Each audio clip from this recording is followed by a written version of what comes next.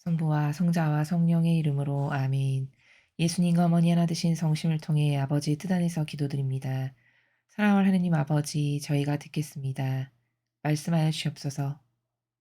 오늘도 저희들에게 이 진리의 빛을 가르쳐 주시는 아버지의 사랑에 감사드립니다.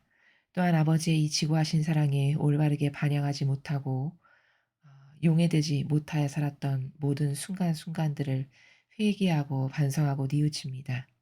아버지께서 가르쳐 주시는 이 진리의 정신세계가 저희들의 새로운 사고방식이 될 수 있도록 그 사고방식과 그 진리로 새로 매 순간 태어날 수 있는 은총으로 축복하여 주시옵소서. 이 모든 기도 우리 주 예수 그리스도의 이름으로 기도드리나이다. 아멘. 성부와 성자와 성령의 이름으로 아멘. 안녕하십니까. 하나님의 뜻 성교의 피아수니아입니다. 오늘도 성경 말씀을 통해서 여러분들과 함께 아버지의 뜻, 나라, 그 진리의 세계에 대해 학습해 보도록 하겠습니다. 2021년 12월 11일 대림 제2주간 토요일입니다. 제1독서 집해서 48장 1절에서 4절, 9절에서 11절까지의 말씀입니다. 그 무렵 엘리야 예언자가 불처럼 일어섰는데 그의 말은 햇불처럼 타올랐다. 엘리야는 그들에게 굶주림을 불러들였고 자신의 열정으로 그들의 수를 감소시켰다. 주님의 말씀에 따라 그는 하늘을 닫아버리고 3번씩이나 불을 내려보냈다. 엘리야여, 당신은 놀라운 일들로 얼마나 큰 영광을 받았습니까? 누가 당신처럼 자랑스러울 수 있겠습니까? 당신은 불 소용돌이 속에서 불마차에 태워 들어 올려졌습니다. 당신은 정해진 때를 대비하여 주님의 분노가 터지기 전에 그것을 진정시키고 아버지 마음을 자식에게 되돌리며 야곱의 지파들을 재건하리라고 기록되어 있습니다. 당신을 본 사람들과 사랑 안에서 잠든 사람들은 행복합니다. 우리도 반드시 살아날 것입니다. 주님의 말씀입니다. 하느님, 감사합니다.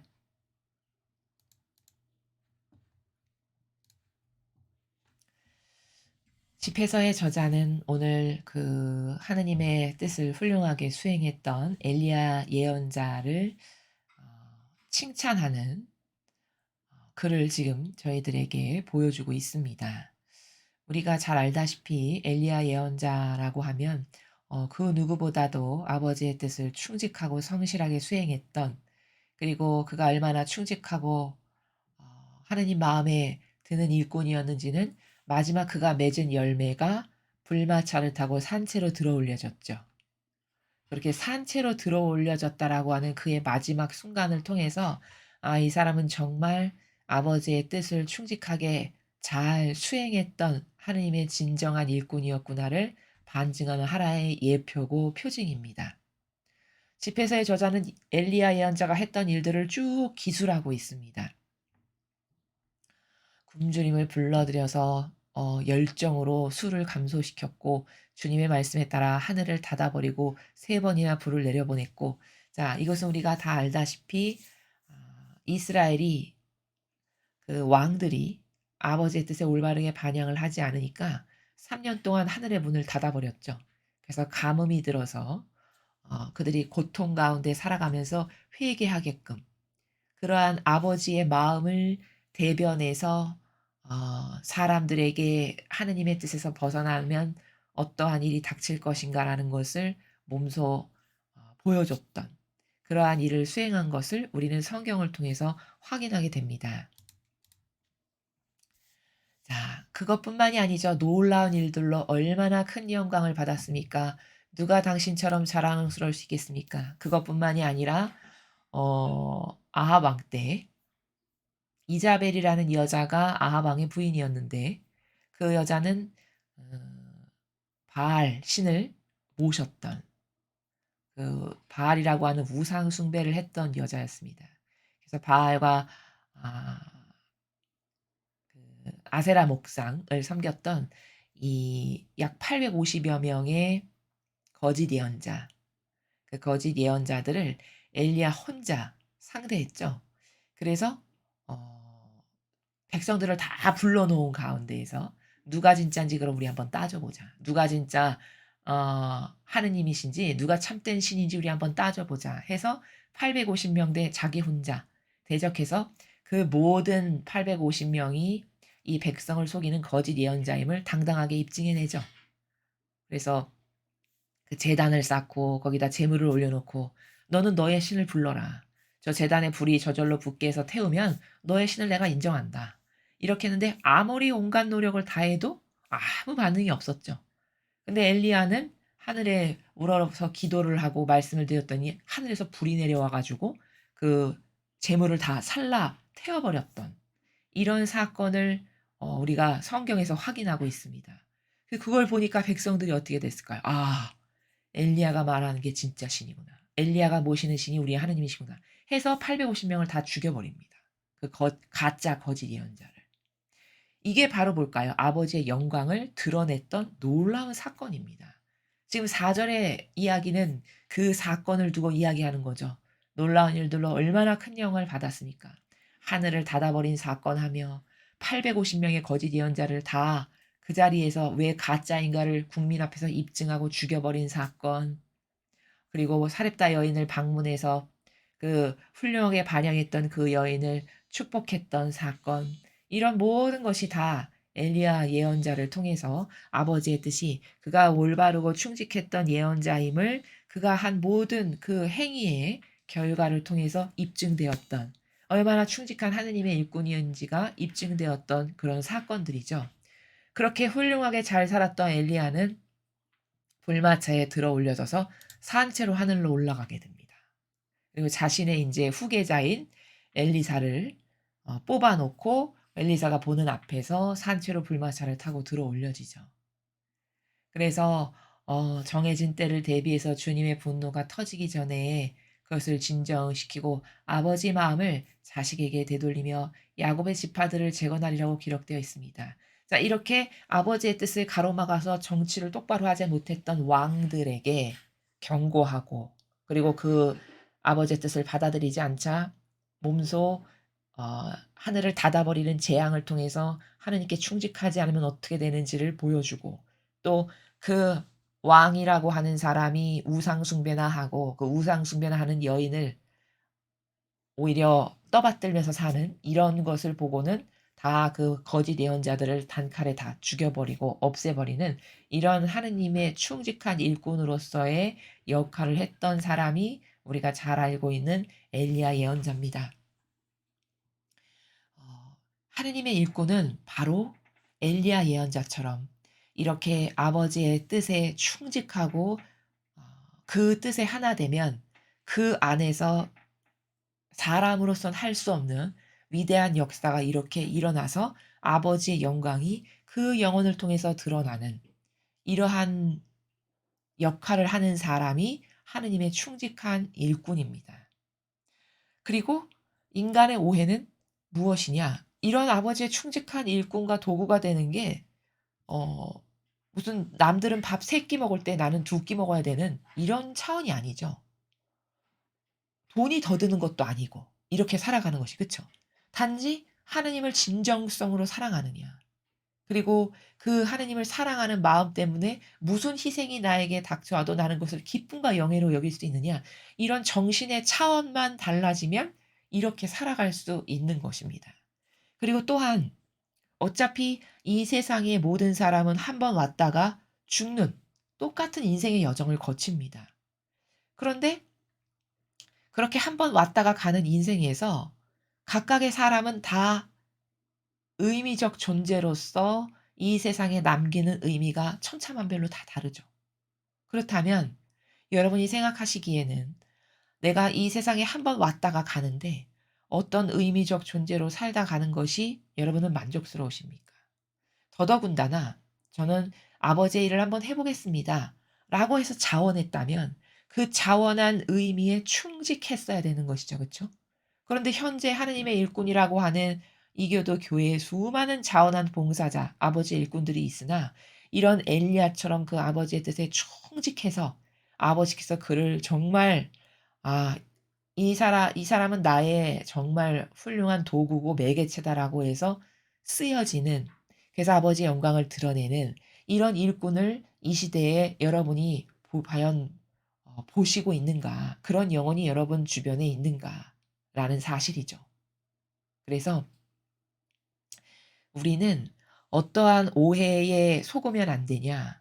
어차피 이 세상에 한번 왔다 갈 인생인데 그러면 인간이라는 것은 순전히 의미적 존재로서 내가 무슨 의미를 이 세상에서 열매를 맺고 죽을까가 가장 중요한 것인데 더더군다나 그 의미 중에서 가장 고결하고 아름답다라고 자부할 수 있는 '하나님의 일꾼으로 살겠습니다.'라고 해서 자원했는데 그 자원한 길에서 도둑과 강도로서 아버지의 권한을 탈취하고 그리고 살찐 양의 가죽을 베껴서 옷을 해 입고 그리고 양의 젖을 짜서 먹으면서 그 양들은 전혀 돌보지 않는 그런 도둑과 강도로서 살아간다면 그것이 자신의 영혼에게 얼마나 수치고 치욕인가라는 것은 지금은 육적인 것에 갇혀 있어서 볼 수 없을지 모르겠으나 그것이 죽고 난 다음에는 대낮처럼 밝혀질 일이고 그때 가서는 너무 창피하고 부끄러워서 몸둘 바를 모르는 하느님 앞에 그리고 그렇게 살았던 모든 것을 후회할 수밖에 없는 이런 근시안적인 사고방식에서 탈피하지 않는 한 이렇게 엘리야와 같은 훌륭한 아버지의 도구요, 매개체요, 종으로서 살아가는 것을 추구할 수도 없거니와 이런 은총이 아무에게나 있지도 않다는 사실입니다. 여러분 착각하기 쉬운 것이 사람은 순교한다 그러면 나는 무서워서 그렇게까지는 하고 싶지 않아.' 예를 들어 이런 마음을 먹는다면 거기에 어떤 오해를 하지 말아야 되냐면 여러분 순교할 은총은 아무에게나 주어질까요? 절대 아무에게나 주어지는 것이 아닙니다. 그 은총이 합당치 않으면 순교할 기회가 나에게는 올 수조차 없는 것입니다. 그런데 사람은 이걸 역으로 돌려서 마치 자기가 그런 순교할 은총이라도 있는 사람인 것처럼 생각하는 그래서 '아우 난 그런 거 그렇게까지는 하고 싶진 않아.' 이런 교만한 마음 가운데 살아가는 것이 어 신자인데도 불구하고 그런 정신으로 살아가는 분들이 굉장히 많죠. 은총이라는 것은 누누이 말씀을 드리지만 좋은 것 안에 물론 좋은 것 안에도 은총이 있습니다. 그러나 그렇게 좋고 평탄하고 아름답고 칭송받고 사랑받고 명예롭고 그런 것은 그렇게 큰 영적으로 은총이라고 볼 수 없습니다. 정말 고결하고 아름답고 차원 높은 은총은 처절한 고통과 멸시와 박해와 고난과 핍박과 저주와 이런 것을 굳굳하게 이겨내고 그것이 무엇이건 '나는 저 목표를 위해서 한결같이 간다.'라고 하는 그 정신의 사람에게만 순교의 은총도 있는 것이고 이런 어 아버지의 종으로서 살아가는 고난의 삶도 그런 사람에게나 허락되는 것이지 내가 어떤 고통이나 희생이나 '아버지를 사랑하기 때문에 모든 것을 다 이겨낼 거야.' 이런 근본의 마인드가 없는 사람에게는 그런 희생의 고통이 가당치도 않다. 다가오지도 않을 만큼이다라는 것입니다. 그래서 우리는 이러한 사고방식 안에서 있는 진리에 근거하지 않은 오해들을 다 청소하고 깨끗이 씻어내야 된다라는 점을 여러분에게 오늘 이 일독서를 통해서 말씀을 드립니다. 계속해서 복음 말씀 함께 보시겠습니다. 마태복음 17장 10절에서 13절까지의 말씀입니다. 주님 영광 받으소서. 산에서 내려올 때 제자들이 예수님께 율법학자들은 어찌하여 엘리야가 먼저 와야 한다고 말합니까? 하고 물었다. 그러자 예수님께서 대답하셨다.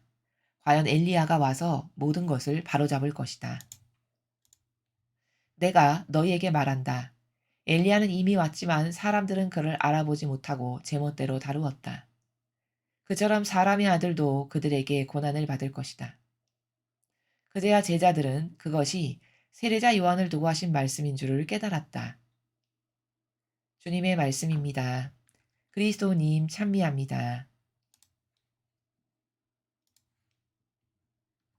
오늘 예수님께서는 앞에 일독서에 우리가 엘리야에 대해서 배웠는데요. 어, 이 신약에서 구약의 엘리야의 역할을 했어야 됐을 사람이 바로 세례자 요한이라고 예수님은 지금 밝히고 계십니다. 과연 엘리야가 와서 모든 것을 바로잡을 것이다. 11절에서. 그리고 엘리야는 이미 왔다. 이미 왔다라고 말씀하셨어요. 그럼 예수님 앞에 이미 온 사람은 세례자 요한이죠. 근데 사람들은 그를 알아보지 못하고 제 멋대로 다뤘다. 나도 사람의 아들인 나도 그들에게 고난을 받게 될 거다. 자, 이렇게 증언을 하십니다. 그리고 그 말씀을 듣고 제자들은 그때서야 세례자 요한이 엘리야구나. 이렇게 올바르게 깨닫습니다. 자, 그런데 11절에 예수님께서는 과연 엘리야가 와서 모든 것을 바로잡을 거다. 이렇게 말씀을 하셨습니다. 그러면 사실적으로 세례자 요한이 예수님보다 앞서 오셔서 모든 것을 바로잡았느냐? 바로잡지 못했죠. 못했다라는 근거는 어떻게 말씀을 드리는 거냐면 예수님께서 세례자 요한에 대해서 평가하신 부분이 성경에 나옵니다. 예수님은 세례자 요한에게 대해서 무엇이라고 말씀하셨냐면 하늘나라에서는 여인에게서 태어난 사람 중에 그보다 더 큰 은총을 받은 사람은 없다. 그러나 천상에 가서는 그보다 더 작은 이는 없다. 이게 세례자 요한에 대한 예수님의 평가입니다. 또 다른 부분에서 죽기 직전에 세례자 요한이 자기의 제자들을 보내서 예수님께 오시기로 하신 분이 맞습니까? 이렇게 물어보라고 보내죠.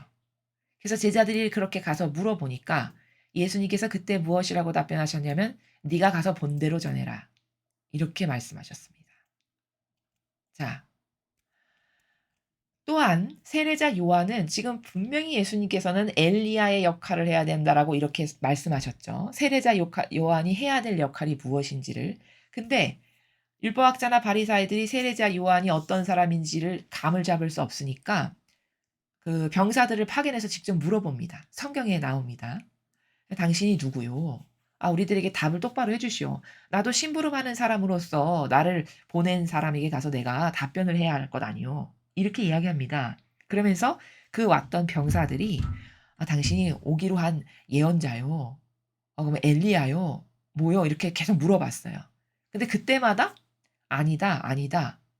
이렇게 애매모호한 자세를 취하면서 불분명하게 답변을 합니다.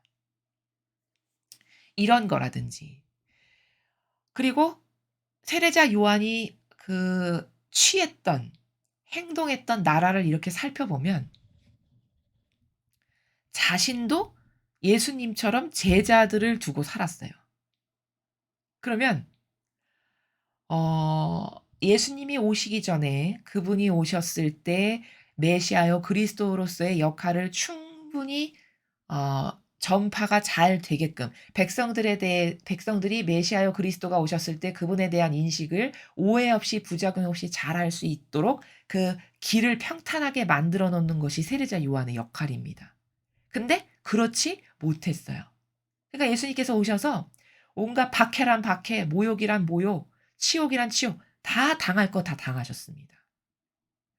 지금 제가 여러분에게 근거해서 성경의 근거해서 말씀드리는 이런 모든 것들이 세례자 요한이 결코 자신의 사명을 충직하게 완수하지 못했다라는 많은 증거들입니다. 그리고 엘리야는 지금 엘리야 역할이라고 했는데 엘리야는 우리가 앞에서 배웠다시피 다 아버지의 뜻만을 행했어요.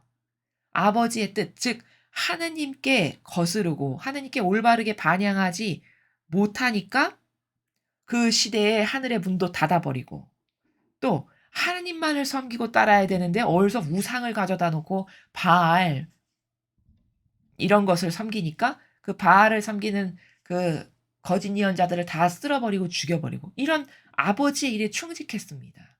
그래서 세례자 요한은 그러했는가? 그렇지 못했음이 일개 왕이 그 자기 동생의 부인을 맞이해서 살아가는 그런 윤리도덕적 문제가 발생하니까 거기 가서 "그건 너는 잘못한 거야."라고 간언하다가 거기서 인생의 마지막을 맞이합니다. 그러니까 결말도 보면은 엘리야하고 확연히 다른 것이 엘리야는 불마차를 타고 들어올려졌어요. 그는 영광을 그가 일평생 얼마나 충직하게 잘 살았는지를 보여주는 표징입니다, 표징. 인생의 마지막이 암으로 산채나 들러올려지나요? 그렇지 않죠. 불마차를 타고 산지로 하늘로 들어올려져서 올라갔다는 것은 이건 인간으로선 정말 충직한 도구적 역할을 하나님의 도구적 역할을 잘했기 때문에 그런 영광을 그 영혼을 통해서 아버지께서 드러내신 거죠. 자 근데 대조적으로 세례자 요한은 가서 윤리도덕적 차원의 문제로 간언하다가 목 잘려서 죽습니다. 그럼 이 마지막 죽음도 엘리야하고는 많이 달라요. 그쵸? 그럼 성경에 이런 곳곳에서 나오는 모든 것을 팩트로 진실로 하나하나 입증해서 보았을 때 세례자 요한은 자신에게 주어진 사명에 충직하게 완수하지 못했구나. 그러니까 예수님께서 그에 대해서 결말을 내리시기를 "하늘나라에 가면 그보다 더 작은 사람은 없다. 천국에 가면 있자니 세례자 요한이 꼴찌일 거야." 이 말씀을 그렇게 완곡하게 하시는 겁니다. 왜? 더 작은 사람은 없다고 하셨으니까요. 그럼 그게 평가죠. 세례자 요한이 맺은 열매적 평가입니다. 그런데 이것을 거꾸로 이해하고 있죠. 이교도의 교회에서는. 그리고 그 거꾸로 이해한 것을 신자들에게 나누어 줌으로써 그 누룩을 받아먹고 그런 사고방식으로 아예 여기 인식체계에 박혀서 생각하면서 살아왔기 때문에 세례자 요한에 대해서 부정적으로 이야기를 하면 왠지 아닌 것 같고 왠지 내가 알고 있는 것하고는 많이 다르네. 이러한 관점을 갖게 되는 것이죠. 그러나 그것은 순전히 감성의 근거에서 옳으네 그르네를 논해야 될 계제가 아니라 성경에 나오는 예수님의 말씀의 근거에서 이 사람이 어떻게 자신에게 주어진 사명을 행했고 결과적으로 평가를 봤을 때 '아 이거 충분치 못했구나.'를 누구나 다 이해하고 납득할 수밖에 없는 이런 객관적 사실이라는 것이죠. 그것도 게다가 예수님께서 직접 평가를 하신 것이기 때문에요. 그래서 우리는 세례자 요한이다 하면 아 엄청난 은총을 받고 세상에 태어났으나 그러나 그 받은 은총의 크기만큼의 역할은 똑바로 수행하지 못했음을 성경의 많은 곳에서 볼 수 있고 그 평가의 열매를 예수님께서 단정해서 말씀하시는데 하늘나라에서 그 사람보다 더 작은 사람은 없다라고 말씀을 하셨습니다. 또한 그 감옥에서 자신의 제자들을 파견해서 예수님께 보냈을 때 예수님의 대답하심의 그 행간의 나라가 굉장히 의미심장한데 "네가 가서 본 대로 전해라." 그 이외에 아무 말씀도 안 하셨어요. 그 한 문장밖에 안 되지만 예수님께서 말씀하신 그 나라의 너머에 근원적 어떤 의지 가운데서 예수님께서 말씀하셨는가? 그것은 어 딱히 그것을 옳다라고 생각하시거나 바람직하다라고 생각하시지 않는 그러나 그분께서는 항상 어 그 말씀의 나라가 우리처럼 이렇게 인간의 저급한 차원의 언어에서 말씀하시지 않고 고결한 정신 세계의 나라에서 말씀하시다 보니 그냥 사실만을 말씀하시지 인간처럼 비난을 하거나 깎아내리거나를 하시지 않죠. 그렇기 때문에 "네가 본 대로 말하라."는 것은 사실은 부정적 뉘앙스가 담겨 있는 것이나 표현은 그렇게 안 하셨음을 우리가 얼마든지 그 앞뒤의 행간을 통해서 유추해 볼 수 있다라는 겁니다. "아직도 믿지 않느냐? 네가 나에 대해서 믿지 않아서 그 믿음이 희박해서 제자까지 보내서 확인한단 말이지. 그럼 네가 지금 이 나에게 벌어지는 일들을 똑바로 보고 가서 그것을 전해라." 이 나라거든요. 그것은 사실 굉장히 그의 반향에 대해서 부정적으로 생각하시는 예수님의 말씀이시다라는 사실입니다. 자 그런데 어 이런 분들이 간혹 계세요. 그리스도의 시라는 책을 보니까 거기는 예수님과 세례자 요한의 그 대화며 그 행간의 나라를 묘사한 걸 보니까 굉장히 긍정적이던데 거긴 나 긍정적이고 좋게 표현하시고 이런 것만 등장하던데 세례자 요한에 대해서 그렇게 부정적으로 어 정리를 하는 것은 옳지 않은 것 아니냐 이런 의견을 가지시는 분들이 간혹 계십니다. 자 그것은 이렇게 보아야 옳은 것입니다. 어떻게 보아야 하는 것이냐면 여러분 사람은 다 부족하죠. 부족하지 않은 사람은 없습니다. 설령 그것이 말씀을 전하는 선견자요 그 어떤 징표를 보고 전하는 사람이라고 해도 그 부족한 한계를 그 사람은 가지고 있는 상태에서 전하는 도구일 뿐입니다. 그렇기 때문에 우리가 무엇을 분별할 때는 항상 기준이 되어야 되는 것은 뭐냐? 그것은 성경에 나오는 예수님의 말씀, 그분의 정신, 모범, 가르침. 이것이 가장 우선순위가 되어야 하고 모든 것은 그 예수님의 정신과 가르침과 말씀에 있는 그 원리의 나라, 그것이 중심이 돼야 됩니다. 그것만이 사실은 불변의 원리고 진실이고 사실입니다.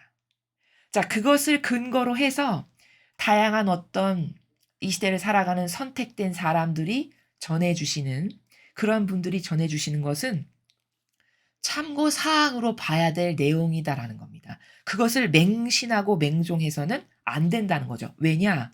그것을 전하는 그 사람도 부족함을 가지고 있는 한계적인 사람이라고 하는 그 속성 때문에 그렇습니다. 그래서 물론 선택받으신 분들이고 축복받으신 분들이지만 사람은 어 그분이 그 예를 들어 환시를 보신 분이 어떤 것을 기록했으나 그것이 해석되는 과정에서 혹은 번역이 되는 과정에서 자신도 모르게 누룩이 들어가서 오역될 수도 있고요. 그리고 또 이 전하는 사람이 본인이 원래 가지고 있던 어떤 정서나 기본 마인드가 있잖아요. 그러면 자신이 가지고 있던 기본 정서나 마인드 가운데에서 환시를 보는 것이죠, 그 사람마저도.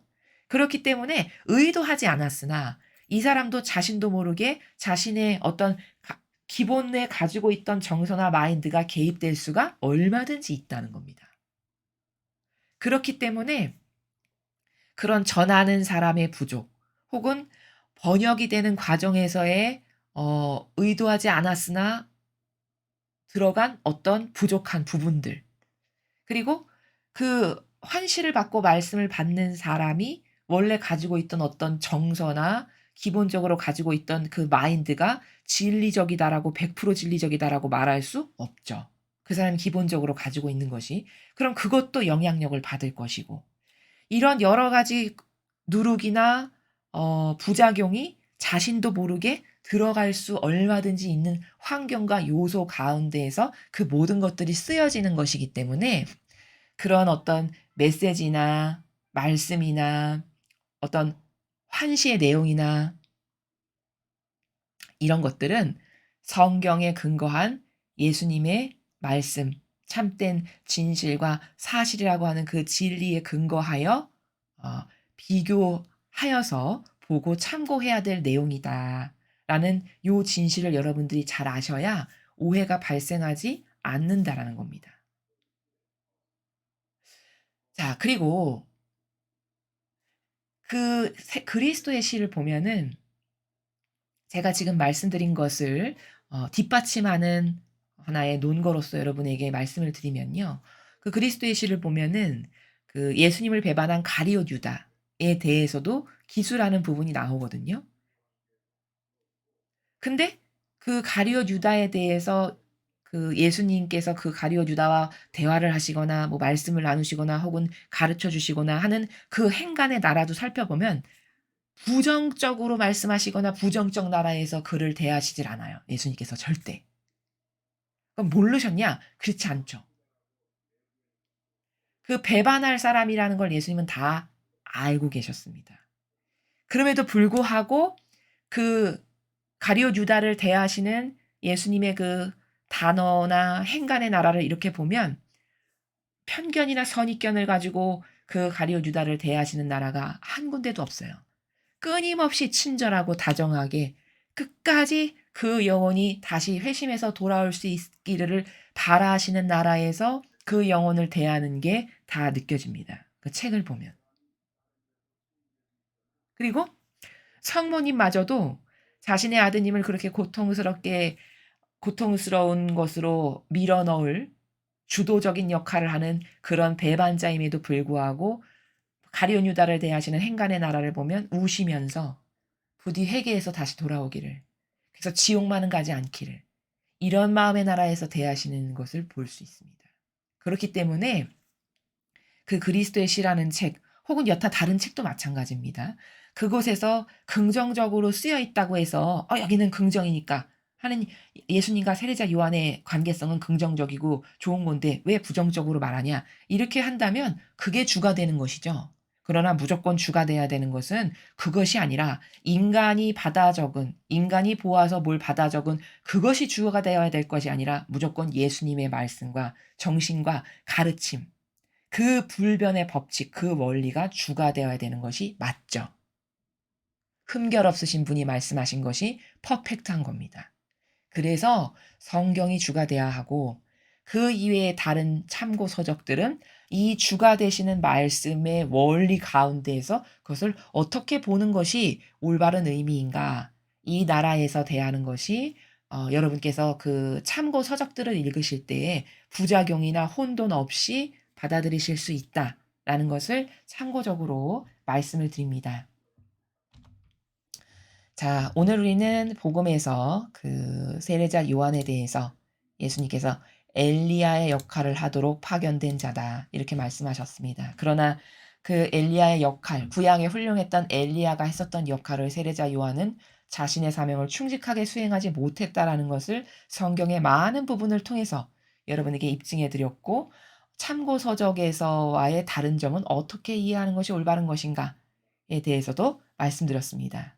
율독서는 엘리야가 얼마나 하느님께 충직했던 정말 훌륭한 도구로 살다가 간 영혼이었는지를 그의 마지막 인생에 맺은 열매가 그 산채로 불마차를 타고 들어올려졌다라고 하는 그 열매가 그가 일평생 하느님의 충직한 종이었음을 그의 마지막 순간을 통해서 하느님의 영광이 드러나는 것을 통해서 입증이 되는 사실이다. 그렇다면 하느님의 일꾼이다라고 해서 자원한 사람들은 그렇게 엘리야처럼 살아가는 것을 영예로 여길 줄 알아야 된다는 것이죠. 그것은 고통과 치욕과 모욕과 핍박과 어려움과 박해 가운데서도 꼿꼿할 수 있는가. 그리고 그러한 많은 난관 가운데에서도 한결같은 정신으로 목표만을 위해서 갈 수 있는 이런 사람들을 통해서 아버지의 영광은 드러난다. 라는 이 진실을 여러분들이 꼭 발견하셨으면 좋겠습니다. 이상으로 2021년 12월 11일 대림제 2주간 토요일 복음 해설을 마치겠습니다. 감사합니다.